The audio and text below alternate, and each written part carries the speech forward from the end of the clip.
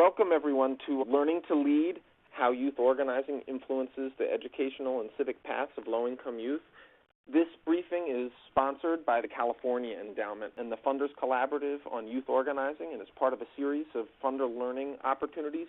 My name is Eric Braxton, and I'm the Executive Director of the Funders Collaborative on Youth Organizing. We're so pleased to be doing this webinar to share what we believe is really groundbreaking research on the long-term impacts of youth organizing. From the mid-1990s to the early 2000s, there was a major growth of groups organizing low-income young people and young people of color. While these groups focused largely on organizing for policy changes to improve conditions in their communities, they also placed a lot of energy on supporting the development of young leaders. There's been some good research on the impact of youth organizing on individual young people, but until now, there's been almost no research on how this experience impacts young people over time. And that's why we're so excited to be sharing the Learning to Lead study conducted by Professors John Rogers of UCLA and Veronica Terriquez of USC. This research validates what we've known anecdotally for a long time. The process of engaging young people in collective action, addressing their own life circumstances, not only changes communities, but has a lasting impact on young people themselves. To better understand this research, first we'll hear from Professors Rogers and Terriquez, who will share the findings of their research. Then we'll hear from two youth organizing alumni, Nancy Mesa from Inner City Struggle and Alfred Burks from Community Coalition, about how their experiences in youth organizing impacted them. And then finally, we'll hear from Jim Keddy, Chief Learning Officer at the California Endowment, about why their foundation made youth organizing a key part of their strategy and lessons on how funders can support the growth of this work. Please feel free to chat your questions along the way. We'll be moderating the chat, and that's how we'll draw the questions which we'll present to the speakers.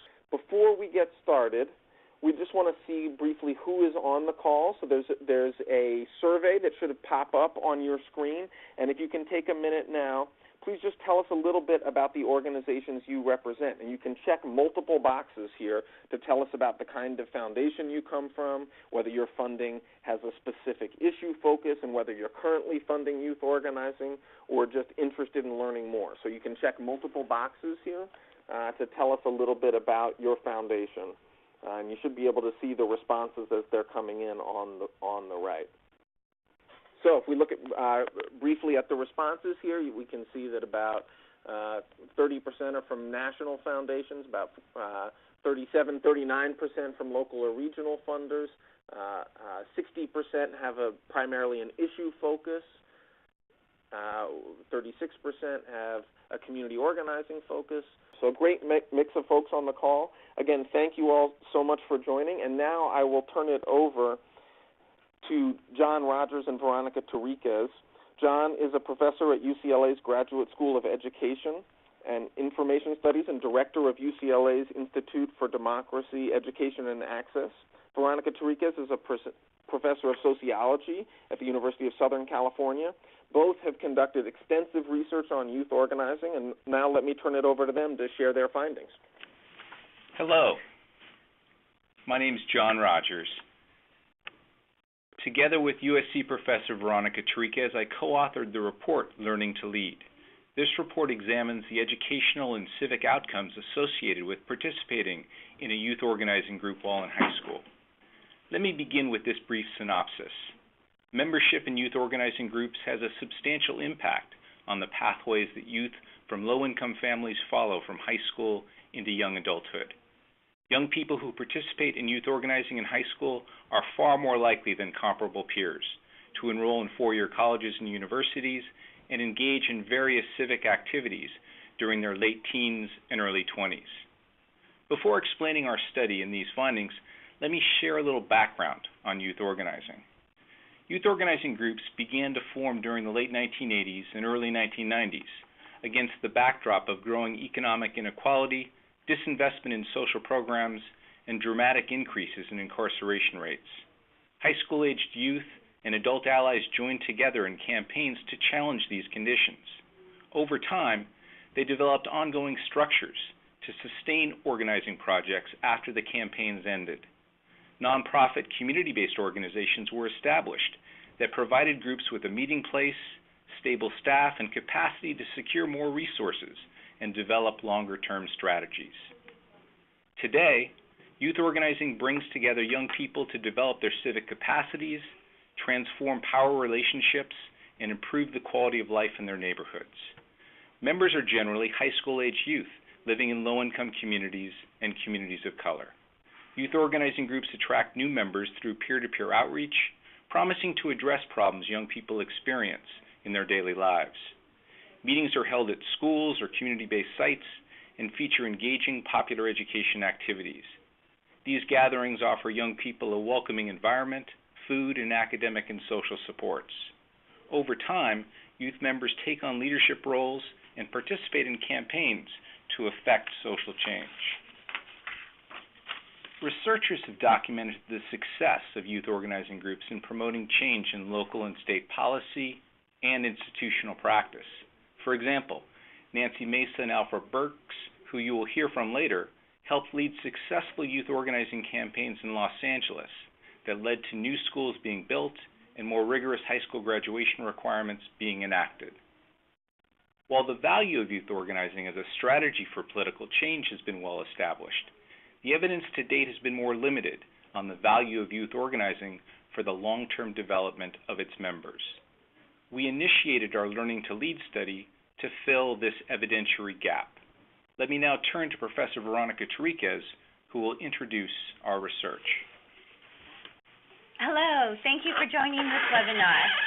I'm going to talk a bit about the data we collected from young people and some of the survey findings that really evidence the lasting impact of youth organizing on the educational outcomes and civic engagement of young people.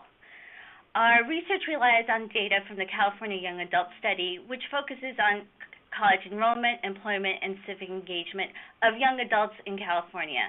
The study includes survey data that we use to examine patterns in young people's experiences, and we also use in-depth, in-person interviews to obtain a deeper understanding of the social forces shaping young people's transitions to adulthood. Back in 2011, we collected survey data from what we call the general population of young adults in California. We surveyed a randomly selected and representative sample of 18 to 26-year-olds in the state. We also conducted follow-up interviews with 175. As part of this study, we also gathered information from former members of youth organizing groups. Specifically, we conducted telephone surveys with 410 alumni of 8 high school youth organizing groups in California, and then we did in-depth interviews with 84. These data allow us to examine what happens to young people who participated in youth organizing groups after they are no longer in high school, and we compare the experiences of these youth organizing participants to a representative sample of California youth. So just to give you a little background, a little context on our survey sample, the numbers in the middle of the screen provide information on the general population, the representative sample of California youth.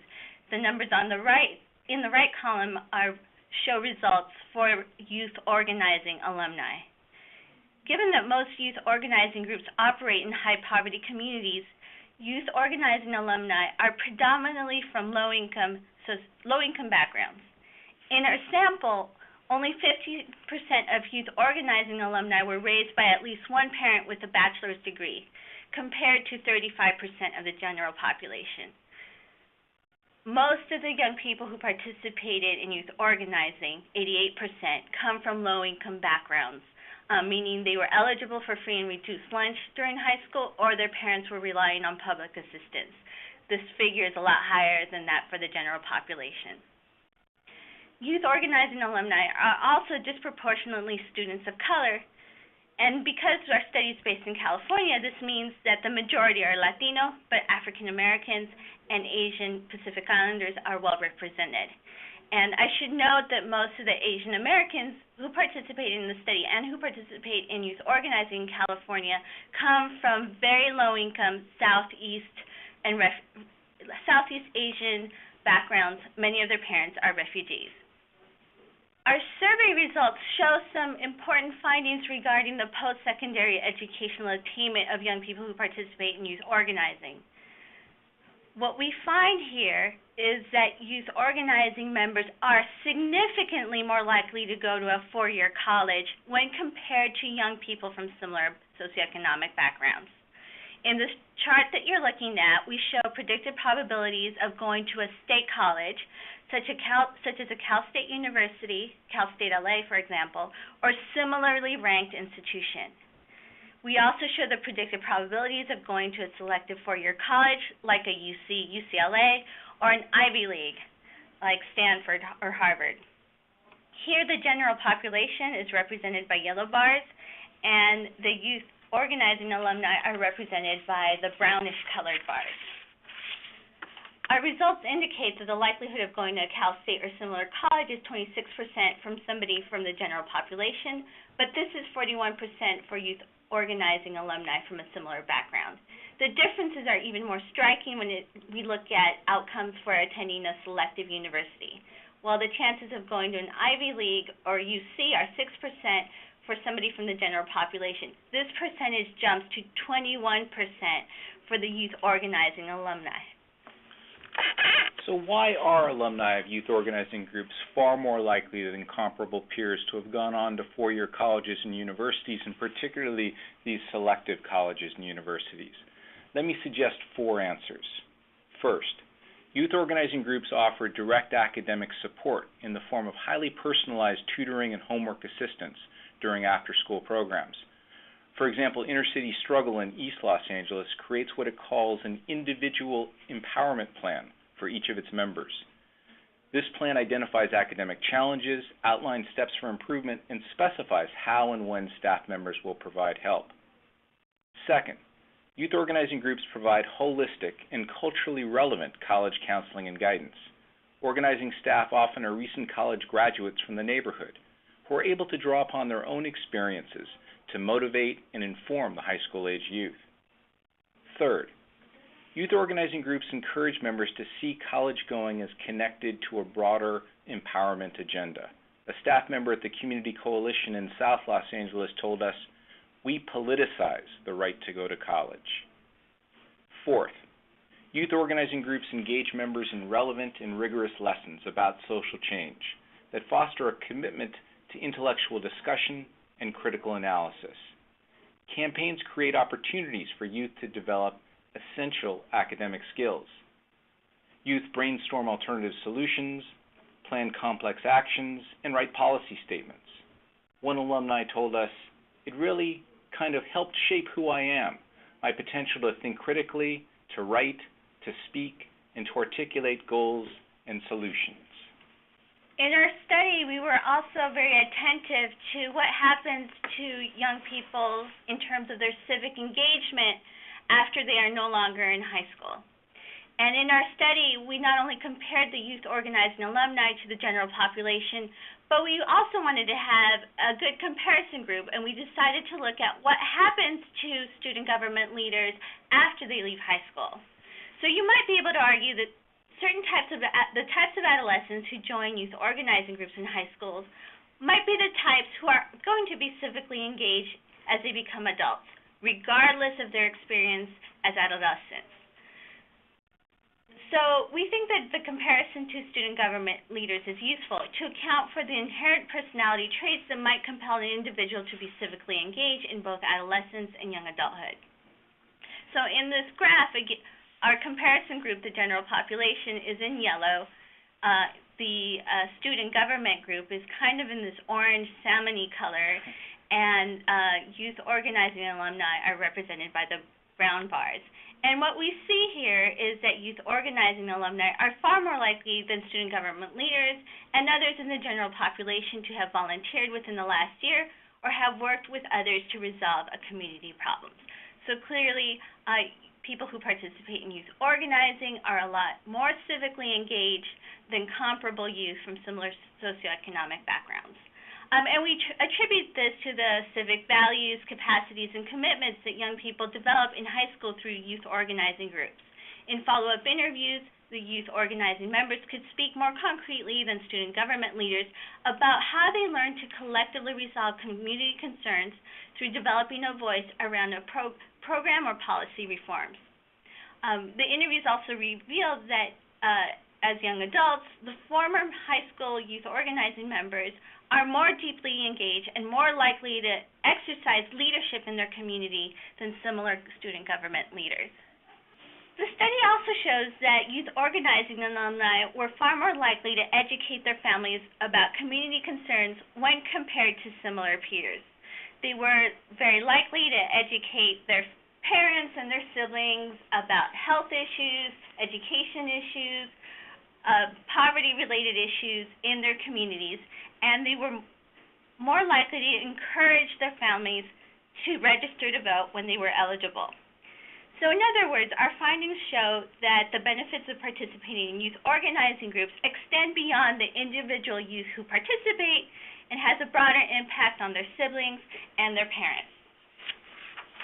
Before we conclude, we want to end by sharing some of the early findings from an evaluation of the Building Healthy Communities youth programs sponsored or funded by the California Endowment here in the state. The study examines the education, health, and civic outcomes among young people who participate in 68 youth-serving organizations in 13 low-income communities.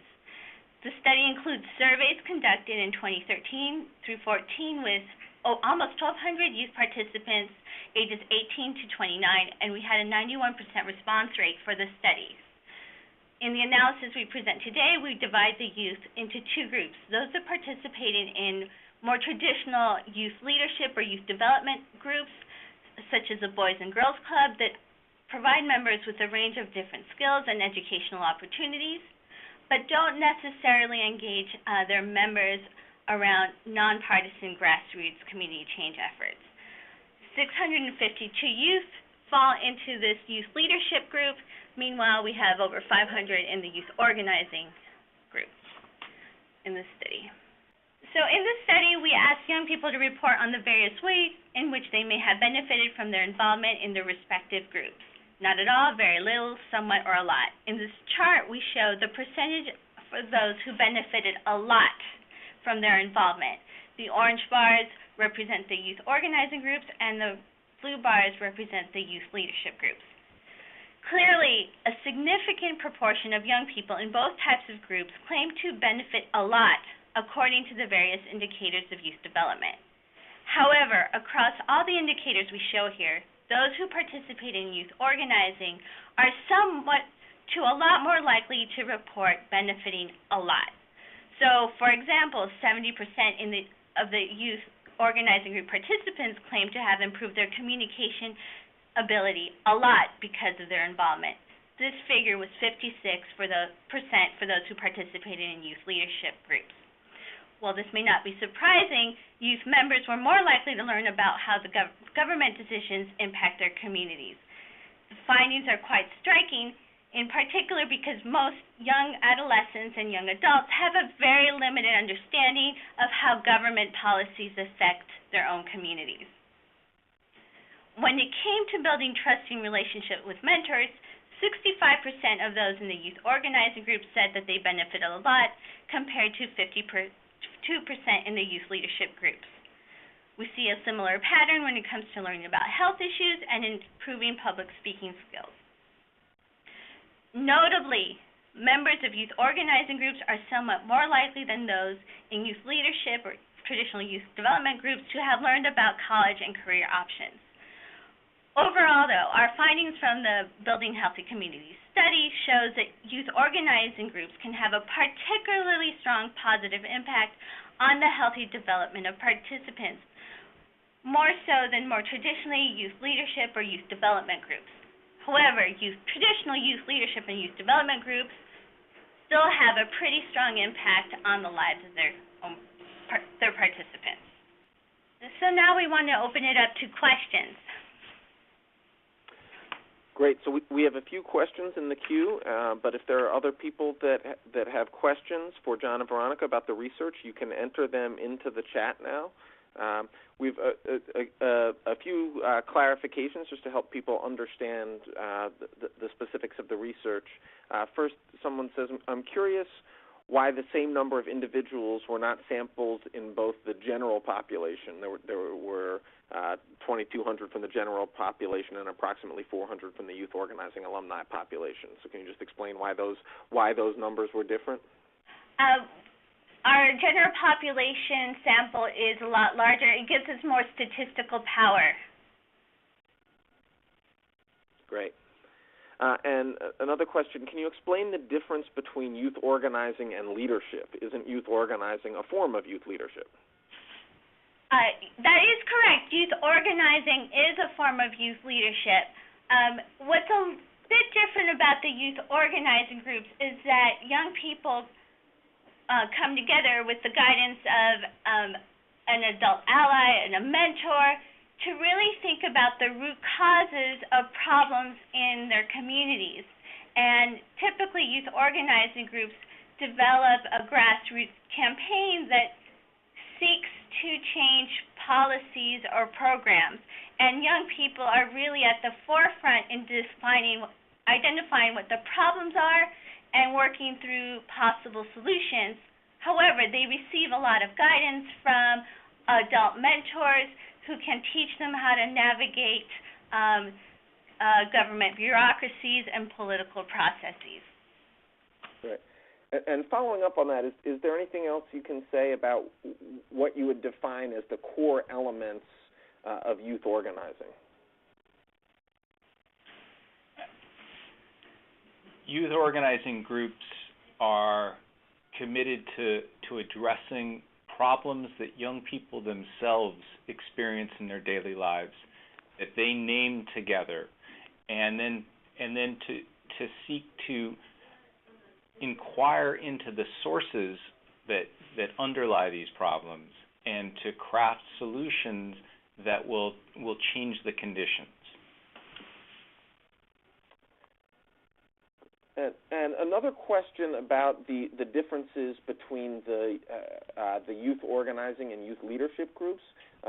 Someone wanted to know whether those differences were statistically significant. Yes, they are statistically significant. And in the BHC study, we almost have a census, so the results are very representative of the two different types of groups. We had a 91% response rate. Great. And following up on that, is there anything you can say? I mean, given that youth organizing, on the face of it, seems like the primary goal is policy and community level changes. That seems to be a pretty significant finding that the outcomes for individual young people are competitive and in some cases stronger than a more traditional youth development approach. Is there anything else you would say about why you think that's true?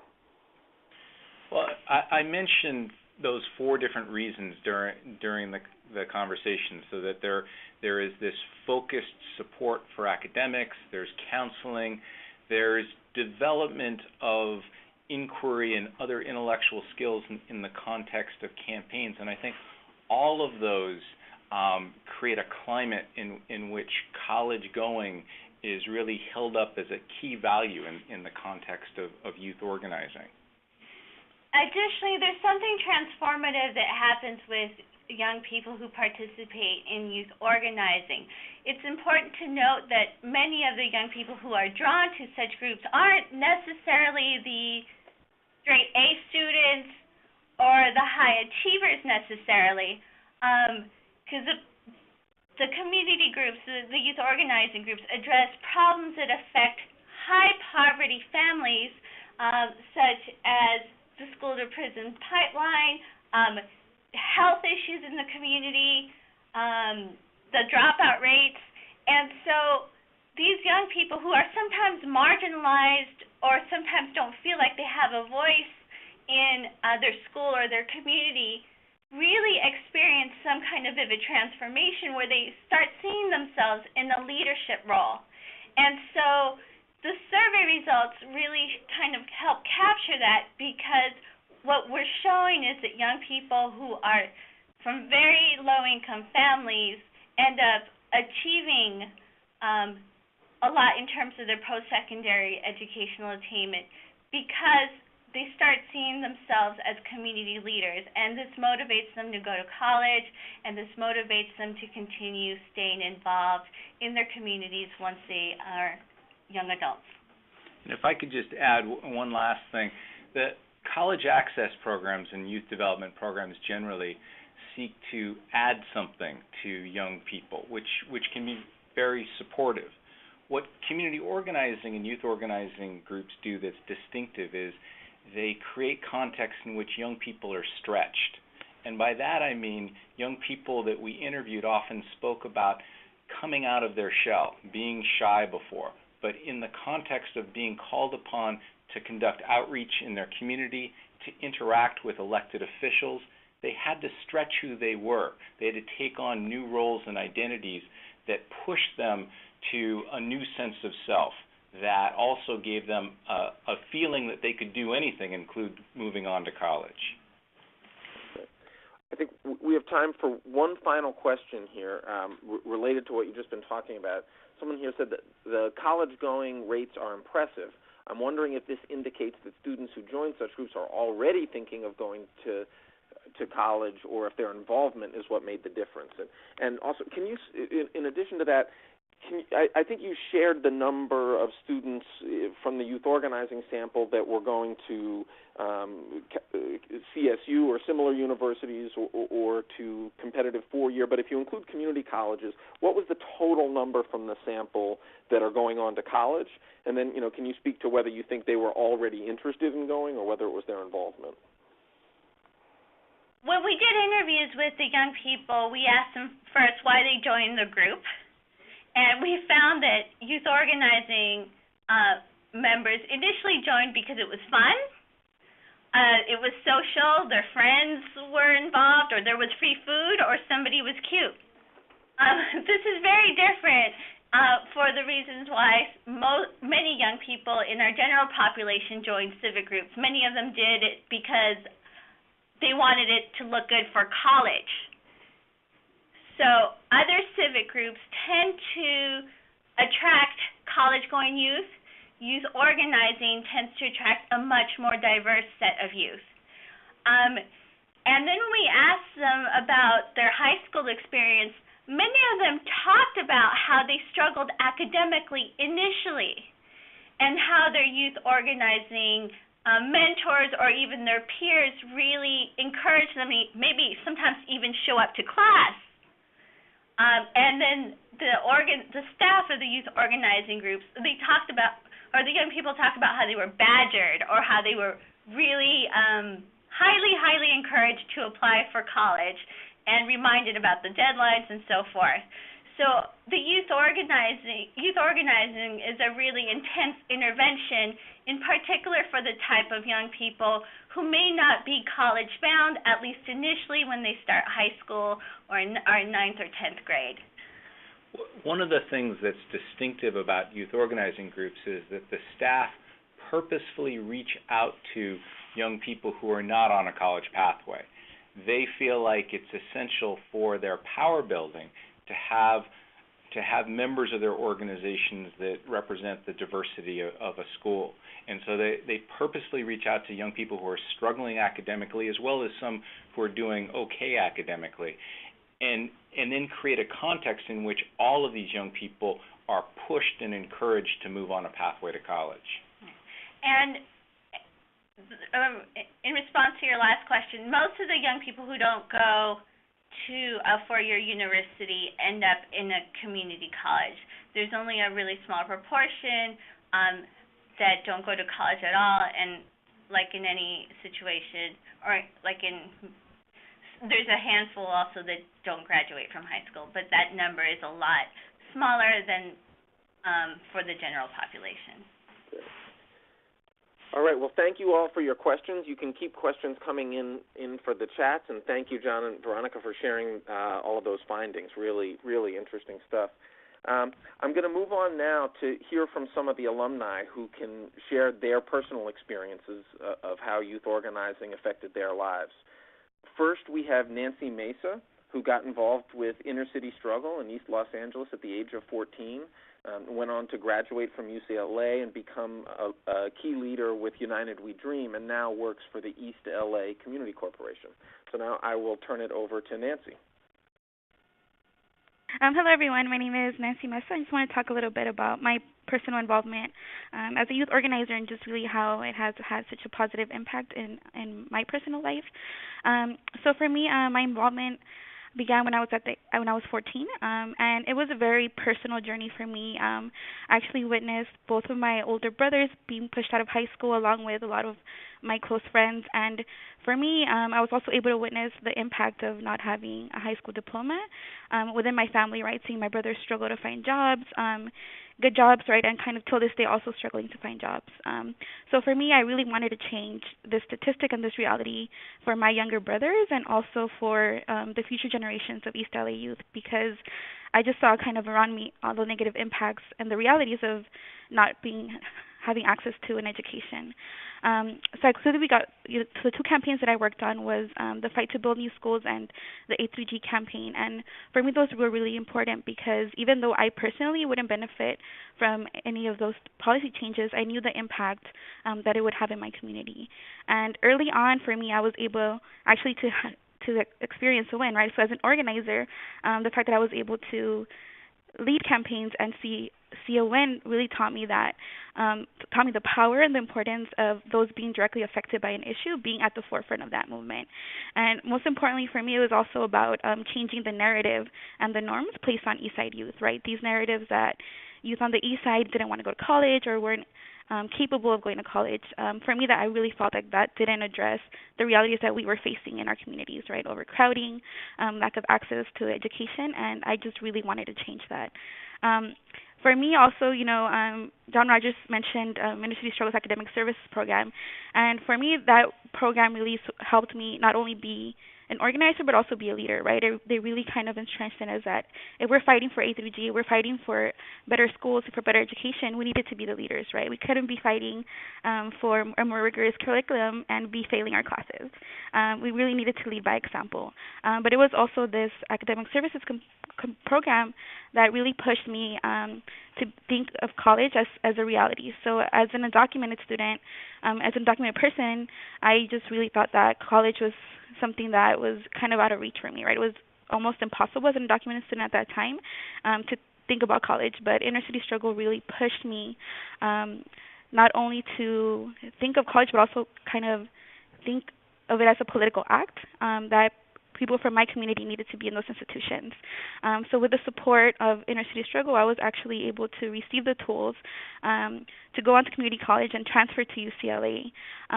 And once I was at UCLA, I was able to quickly immerse myself into the immigrant rights movement that was happening there. I was able to, jump into the organizing that was happening and really push for not only statewide but also national policies. So when I transferred into UCLA, I was able to quickly become a key national leader, providing important strategy, and also for me, it was also about changing the narrative of immigrant youth, right? So I was able to push national media campaigns and also push a national agenda to ensure that immigrant youth were part of the national conversation around immigrant rights. As a result, we were able to push for the California DREAM Act. I was one of the key strategists around the fight for deferred action.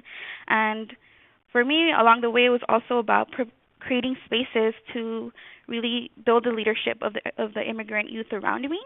And when I was able to graduate from UCLA, I created the Dream Summer National Internship Program, which to this day has provided over 300 immigrant rights leaders an opportunity to integrate into the current educational justice movement and also labor and immigrant rights movement and be able to build their skills but also kind of create a path to a career. So for me, for me it's very real that I would not be at this place that I am now if I wasn't invested as a youth leader, if Inner City Struggle hadn't invested in my leadership development, and also, having seen a win, right? Having seen new schools build in my community at the age of 15, and having seen policy wins as a reality, also kind of gave me the the confidence to to kind of move on and also push national immigrant rights policies. So for me, I wholeheartedly believe that I would not be at the place I am today if it wasn't for the investment that Inner City Struggle had in me, and also the investment in youth organizing. Great. Thank you, Nancy. Now, introduce Alfred Burks, who got involved as a youth leader with Community Coalition, also in Los Angeles, at the age of 16, and is now a student at Howard University, where he holds several on- and off-campus leadership positions and is majoring in political science and economics. So let me turn it over to you, Alfred.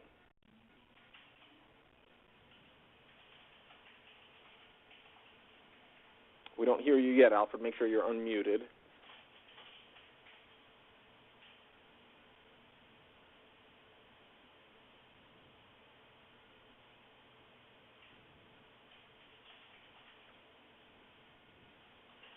Alfred, you may need to press *7 if you didn't before. Try pressing *7 and then unmuting yourself. Can you all hear me now? Yes, now we can hear you. So good afternoon, everyone. My name is Alfred Larry Burks III. As Eric mentioned, I am a political science and econ double major, currently a senior at Howard University. I got involved at Community Coalition and community organizing back when I was in high school. So I was 16 years old. I was I wouldn't say the traditional student in Los Angeles. I wasn't part of any leadership programs, or I wasn't part of Upper Bound or anything like that. I was just young, black, in South Los Angeles, and looking for opportunities to somehow get out and get away. I was introduced to Community Coalition after I failed the English portion of the California High School Exit Exam. At the time, Community Coalition just finished their ACG campaign, and one of the repercussions was that, one of the issues at the time was that the California High School Exit Exam was given to all students, even though it's a 8th, 9th grade test. We felt like the education that students were given didn't prepare them to be able to pass the exam. So in all, a few of my friends, went to Community Coalition, and they said, hey, or they came back and talked to me, and they said, the students at Community Coalition who are prepared to work and organize around the California High School Exit Exam. At the time, I didn't know what organizing was or anything like that. And so I got involved. Ultimately, my senior year, students were still forced to pass the California High School Exit Exam, but my experience in the organization definitely helped transform who I was and who I am now. At Community Coalition, there's a whole host of social programming, but particularly programming that focus on our leadership development, our academic support, and our mental emotional support, which is really key. After graduating from high school, I went to community college for about a semester. Again, I was a struggling student in high school, and Community Coalition hired me as a full-time organizer at COCO in the youth program, South Central Youth Empowered Through Action. Throughout my time at Community Coalition, I participated in several campaigns, issue-based campaigns around education, around holistic wellness, and a whole host of other issues. About 4 years ago, I had the privilege of, meeting with Marquise Harris Dawson. He was the director of Community Coalition at the time, and he said, yeah, you got to get a degree. And at the time, I worked in the youth program, and so I helped other young students, other young folks, get into college and complete applications and things like that. And ultimately, he said, you got to get a degree. You're working here at Community Coalition, and if you want to be in the fight for a long run, but it'll be advantageous for you to actually get a degree. So I went back to community college for a year, and then transferred to Howard University. And now at Howard University, I hold a whole host of positions on campus. I sit on the Student Activity Fee Committee, which allocates over $500,000 of funds across campus. I'm also sit on the policy board on campus. I'm part of an organization that organizes here in D.C. called One D.C. around equity and housing. Also, I'm president of an African Center organization on campus called Ubiquity Incorporated, which is an African Center organization focused on developing young people. And then I'll also hold a whole host of positions off campus, including I help teach my fellow peers how to actually organize. One of the benefits of having the experience of organizing before you get to college is that, one, you just acknowledge that you're just far more advanced. And advanced may not be the best word, but you just know a whole lot more and you're prepared to do a whole lot more than your peers. Simple things like putting together agendas or preparing for meetings or even just thinking critically are skills that some of my peers have struggled to obtain, are still struggling to obtain while they're here at Howard University, although given those skills at Community Coalition and throughout that process. But in all, I don't want to keep blabbering on, but in all, community organizing definitely left me with a sense of empowerment. And I think I heard some of the questions earlier. I think one of the biggest things that community organizing gives folks is a sense of empowerment, a sense of I can do whatever I want to do, and not just for myself, but also for my community, along with developing my skills, of course, and transforming me into the individual I am today. But, yeah. Great. Thank you, Alfred. No problem. I'd now like to introduce Jim Keddy, the Chief Learning Officer at the California Endowment. Under Jim's leadership, the California Endowment has made significant commitments to youth organizing. So let me now turn it over to Jim to talk about why they've made that choice and the lessons that they've been learning.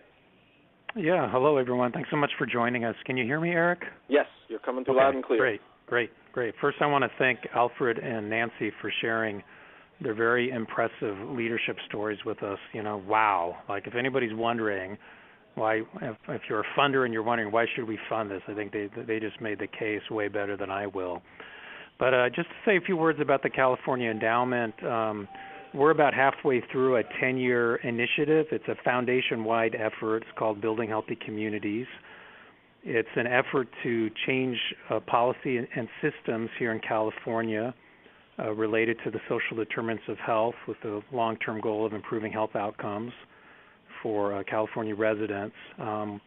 We, at the very beginning of the initiative in 2010, 2009, made the decision to fund youth organizing at multiple levels. So we fund it in 14 places. There's a place-based component to the initiative.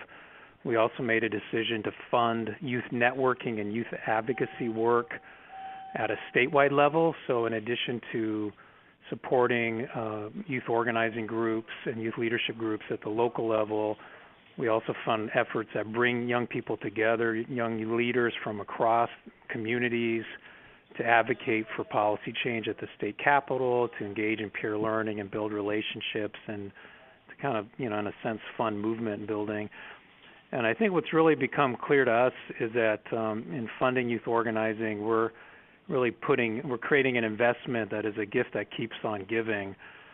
We see, the multiple impacts of these investments, young people as change makers in their own communities, leading efforts to improve local policies in schools, work to improve neighborhoods, so that, the impact on community, young people, and the impact on themselves as individuals, which the research from John and Veronica is really making a terrific case for. And then we've also seen just sort of the long-term impact of this as we've watched young people who got involved with this initiative, 4 or 5 years ago, who are now going on to college to study public health. We've seen, young adults running for elected office, young adults emerging to create new nonprofits and run new efforts. So it's really had a terrific ripple effect, and we have thought of that as sort of a funding of a pipeline. And I'm going to ask Albert Maldonado, who's really our lead program officer on this work, just to talk a little bit more about this notion of pipeline and how we see it growing over time. Yeah, thanks, Jim. I'll keep my comments brief in the spirit of time. So again, just want to echo my appreciation as well for Alfred and Nancy. I think it really captures the essence of what we get with youth organizing, both in the short term as well as the long term. So as has been I think kind of conveyed a number of times, we see youth organizing kind of operating, of course, at the individual level, but it operates at the family, school, neighborhood, and even statewide level, and it's actually moving the agenda. I think Dr. Rogers, referenced earlier that, one of the central tenets of youth organizing is that it's tied to campaigns. that are really geared towards addressing some of the root cause issues in communities and in schools. And so we see that happening both in local communities as well as across the state. We've just had data released that show a 30% reduction in school discipline, push-outs, and so that really is the hard work of young people, kind of rolling up their sleeves at the local level, exercising their voice, exercising their youth action research, actually putting data to action, and developing real skills in the process. So the agency that we see, that is developing, both at the individual level and then collectively in groups is really, both shifting the narrative but also having a profound impact on educational opportunities and access, for young people, especially marginalized young people across the state. One other thing that I'll say is it's both about supporting the campaigns that young people wanna move, but it's also nuts and bolts. So investing in youth organizing is an investment in organizations, kind of holistically. So ensuring that some of those educational supports are available that we talked about earlier, as well as supporting staff. You don't get youth organizing without supporting the folks who support the young people, and so we do that in terms of also connecting youth organizing groups with intermediaries like Movement Strategy Center, like others who are able to actually support the campaigns and the long range planning. So one other. And lastly, it's about supporting a regenerating pipeline of young people, of youth organizers, of young leaders. And so while we, are really excited about the 1,000 young people that we're working with, we have to be mindful of recruitment and retention strategies, which build in a new pipeline of young leaders, that recreates itself every year. And so for that, it's also important to be mindful of partnerships and holistic youth engagement opportunities. So on that note, I'm gonna stop and turn it back over to you, Eric, so that we can get to questions. Great, thank you all so much. So we have a few minutes before we close for questions, either for Jim and Albert or for Nancy and Alfred as well. So if you want to put your questions in the chat, and if you can also, if your question is for a specific person, if you can indicate that in your chat as well, that'd be great. So while we're waiting for more questions to come in, let me ask Jim and Albert. The California Endowment is a healthcare foundation or health foundation, and we have a number of issue-based funders. So can you say why, as an issue-based funder and as a health funder, would you decide to make this kind of investment in youth organizing and youth leadership? Yeah, thanks, Eric. Prior to Building Healthy Communities, the foundation-wide initiative that we're currently supporting, the endowment did have some shorter-term, smaller initiatives in which we saw the power of young people as health activists, and as change makers on health policy. We saw that emerge very clearly, particularly on work related to the obesity epidemic, young people as activists and change makers on increasing access to healthy food and access to physical activity, and we, in designing those earlier initiatives, we didn't really understand that, but what I've seen since I've been here at the foundation is that it just works, and so whether you're an education funder or a health funder or community development, I think the ability of young people to drive change is definitely something worth in making an investment in, and then here at the endowment, it's just an investment that's grown over time to the point now where it's a core strategy. It's something our board strongly embraces, and it's something the entire foundation understands and supports. Great, thank you. And Alfred and Nancy, a lot of the questions that we got before, with this tremendous number of young people from youth organizing going on to college. A lot of people were asking, so were these young people who were already headed towards college, or was it the engagement in youth organizing that made that possible? And you talked some about your own stories, but I'd love to get your perspective on that question, both for yourselves, but also for your peers and the other young people that you saw in those organizations. So for me, I was actually, when I became involved with industry struggle, and I was actually I was so many credits behind, I was kind of having ninth grade. So I was a junior with ninth grade credits. And a lot of that for me was because, at that time my family was also homeless, so we were moving around from different relatives' homes, different hotels. So for me, really the struggle was, how am I going to get to school from where I'm at today? So it's just like a lot of personal things that I was going through. So I was actually on the verge of not graduating.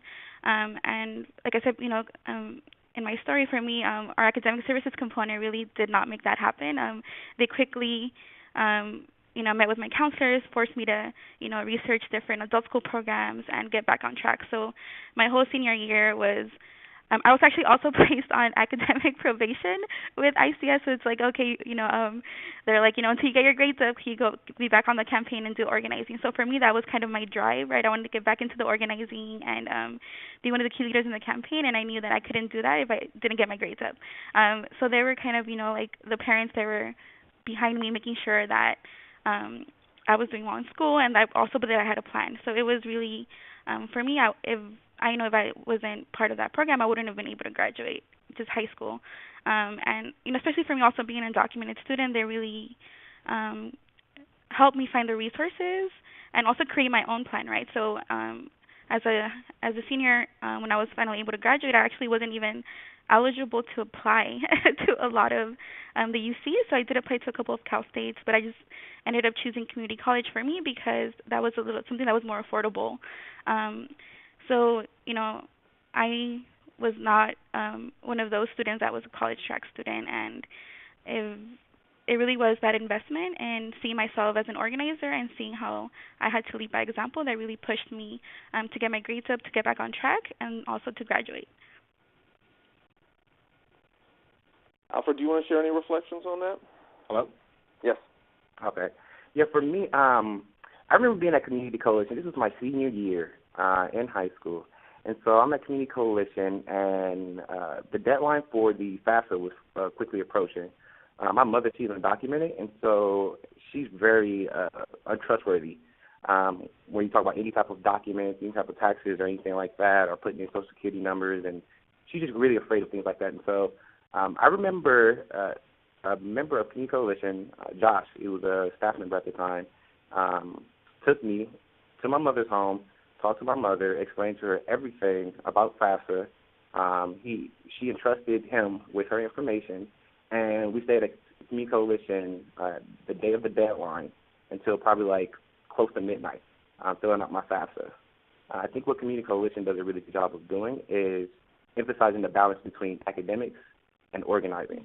I know while we were in high school and in the program, that's what they emphasized. At one point, I remember being on probation because I wanted to organize, but I didn't want to do my homework, or I'd much rather go knock on doors or talk to my peers or lead presentations than work on my homework. And so, and then the other thing too is that Community Coalition definitely instilled a sense of, and I keep mentioning it, empowerment.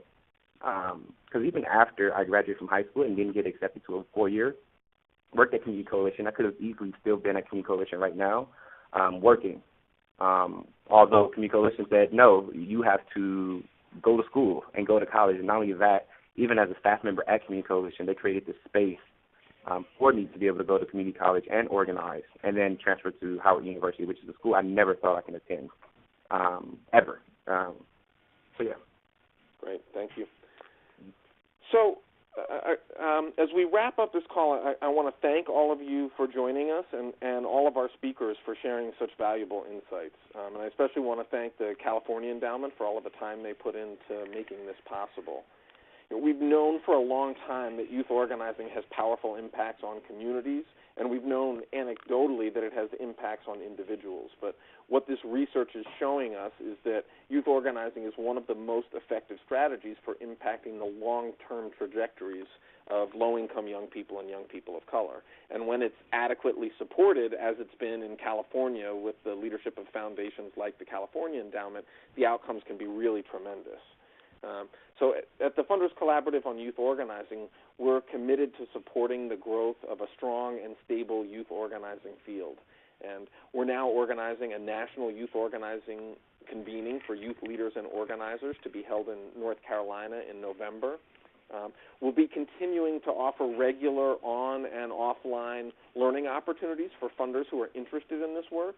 Our next learning session is an in-person half-day briefing on June 10th in New York on mapping the current youth organizing landscape. So if you're interested in learning more about this work, or if we can be supportive to you in any way as you think about how to support youth organizing, please feel free to be in contact with us.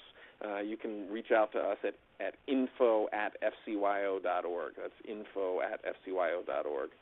So as we close this webinar, you'll see a short survey will pop up on your screen. So please take a moment to give us some feedback on this webinar and let us know about other topics. We're going to be continuing to offer more and more webinars like this. So if there are other topics that you're interested, we'd love your feedback, but also your thoughts on the other topics that would interest you. So thank you again. Thank you to all of our speakers, and we really look forward to staying in touch.